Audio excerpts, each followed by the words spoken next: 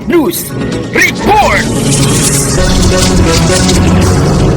Patuloy ang paglobo ng bilang ng tinatamaan ng sakit na pertussis sa buong Riyong Bicol base sa tala ng Department of Health Bicol ngayong hapon, Hulyo 4, 2024. Ayon sa Department of Health Bicol, umabot na sa 104 na kaso ang tinamaan ng sakit mula sa 6 na probinsya ng Kabikulan. Naunguna pa rin sa may pinakamataas na kaso ng pertussis ang probinsya ng Albay na may bilang na 41. Sinundan naman ng Camarines Sur na may 30. Pumangatlo naman sa may pinakamaraming naitala ng sakit na may bilang na 27 ang probinsya ng Sorsogon at may tig-3 naman ang Camarines Norte at Masbate, habang walang naitatalang kaso ang probinsya ng Catanduanes. Kaugnay nito, 3 individual na ang pumanaw sa nasabing sakit. Samantala, patuloy na hinihikayat ng DOH Bicol ang publiko na magpakonsulta agad sa pinakamalapit na ospital para maagapan ang sintomas ng sakit na pertussis, at hinihikayat din ito na magpabakuna ng 3 beses ng pentavalent vaccine o 5-in-1 vaccine.